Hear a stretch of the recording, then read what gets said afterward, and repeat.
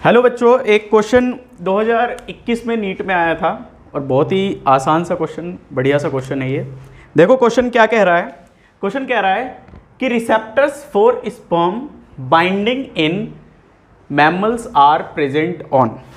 जो स्पर्म को बांध रहा है ना, मैमल्स के अंदर, वो कहाँ पे होता है, तो वो आपको बताना है। तो वो कहाँ पे होता है, तो देखो बहुत ही सिंपल सा आंसर है इसका।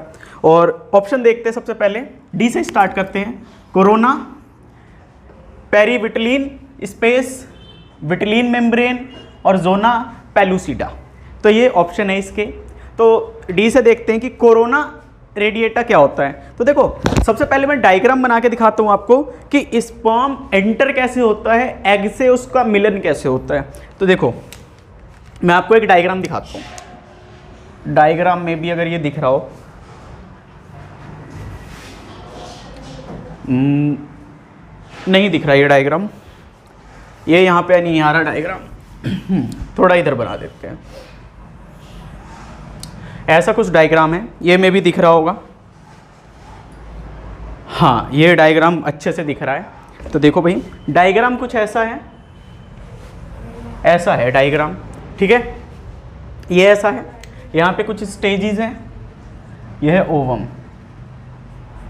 तो देखो होगा क्या, सबसे पहले कि स्पर्म इधर से आएगा, ठीक है। स्पर्म इधर से आएगा, स्पर्म इधर से आएगा, ठीक है। फिर ये स्पर्म यहाँ थोड़ा एंटर करेगा, फिर स्पर्म इसमें जाएगा, यहाँ एक लेयर होगी, इस लेयर के अंदर वो स्पर्म इस बार चला जाएगा, स्पर्म यहाँ जाएगा, यहाँ से स्पर्म इधर, ये यहाँ पे जाएगा और फिर ओवम के पास स्पर्म पहुँच जाएगा। और यहाँ जो पहुँच रहा है, इन्हीं सबको एक प्रोसेस बोलते हैं, जो कि हम इस टॉपिक में देख रहे हैं, ठीक है। तो सबसे पहले एक चीज़ आता है, जो एरिया है, ये इसको बोलते हैं जोना पेलुसिडा। यहाँ पे होता है जोना पेलुसिडा, ठीक है। जो स्पर्म है वो जोना पेलुसिडा के वहाँ पे ही स्पर्म सबसे पहले आता है। और उसके बाद क्या होता है, उसकी बाइंडिंग होती है यहाँ पे होती है उसकी बाइंडिंग, ठीक है। मैं भी दिख रहा हूँ। फिर स्पर्म बाइंडिंग के बाद नीचे की तरफ आता है, और नीचे की तरफ कहाँ से आता है, एक्रोसोम रिएक्शन हो रहा होता है इसके यहाँ। जब यहाँ पे ये जाएगा तो यहाँ पे होगा एक्रोसोम रिएक्शन। यहाँ पे क्या होगा, एक्रोसोम रिएक्शन होगा। यहाँ पे पहले जोना पेलुसिडा पे जाएगा, फिर बाइंडिंग होगी, फिर एक्रोसोम रिएक्शन होगा, और फिर पेरीविटलिन स्पेस यहाँ बीच में होती है एक, ठीक है, जिसको बोलते हैं आपको ये बोलते हैं विटलिन स्पेस, पेरीविटलिन स्पेस। वो तो ये, हाँ, पेरीविटलिन स्पेस। ये जो स्पेस है ना इसके बीच में, ये वाला इसको बोलते हैं पेरीविटलिन स्पेस बोलते हैं इसको। इसके बाद क्या होता है, इसके बाद यहां से ये जाता है इधर और इसका फ्यूजन होने लगता है, इसका हो जाता है फ्यूजन। फिर यहां से वो एंट्री करता है अंदर सेल के, ठीक है। यहां से क्या करता है, एंट्री करता है सेल के अंदर, एंट्री कर देता है यहाँ पे, ठीक है। और जब सेल के अंदर एंट्री करेगा तो ग्रेन्यूल डिस्चार्ज होता है। यहाँ पे क्या होता है, ये दिख रहा हो में भी, हाँ, नीचे का नहीं दिख रहा, ये यहां लिख देता हूं। यहां होता है ग्रेन्यूल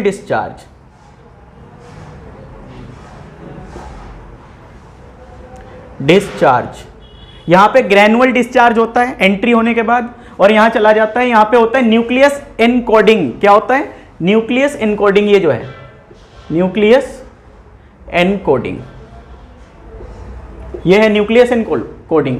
तो देखो जोना पेलुसिडा से एंटर हुआ, वहां पे न्यूक्लियस की बाइंडिंग हुई, एक्रोसोम पे पहुंचा वो, फिर पेरीविटलिन स्पेस है, फिर यहां फ्यूजन होगा उसका, फिर यहां से एंट्री होगी और ग्रेन्युअल डिस्चार्ज होगा, और यहां न्यूक्लियस के अंदर जाएगा और ओवम तक पहुंच जाएगा स्पर्म। ये सभी स्पर्म ऐसे जा रहे हैं, ठीक है, स्पर्म ऐसे जा रहे हैं।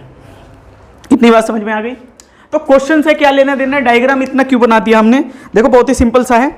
सबसे पहले देखेंगे कि भाई इसमें कहां कहां पे कौन कौन सी चीजें हैं। तो देखो सबसे पहले आपको समझ में आएगा कोरोना रेडिएट क्या है।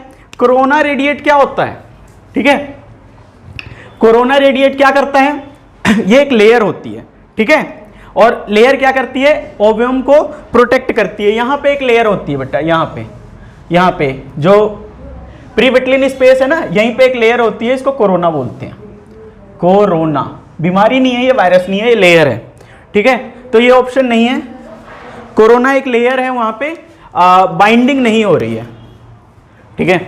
और प्रीविटलिन स्पेस है, वो तो स्पेस है, वहां पे बाइंडिंग नहीं होती, तो थर्ड फोर्थ स्टेज पे आता है, ठीक है। प्रीविटलिन स्पेस क्या है कि यहां पे भी कुछ नहीं हो रहा है, ये दो जगहों के बीच के स्पेस की बात कर रहा है, दो जगहों के बीच के पार्ट्स की बात कर रहा है, इसलिए उसको स्पेस बोल रहे हैं, ठीक है। विटलिन मेम्ब्रेन, जो विटलिन बीच में मेम्ब्रेन है, ठीक है, वहां पे ये क्या हो रहा है, क्या यहां भी कुछ नहीं हो रहा है इसका, ठीक है। विटलिन मेम्ब्रेन में कुछ नहीं हो रहा है यहां पे। ये क्या होता है, लेयर होती है, एक विटलिन मेम्ब्रेन लेयर होती है यॉक के बीच में, और जो मेम्ब्रेन है बीच के बीच में, है ना, यॉक के बीच में एक मेम्ब्रेन होती है जब सेल बन रहा होता है तो।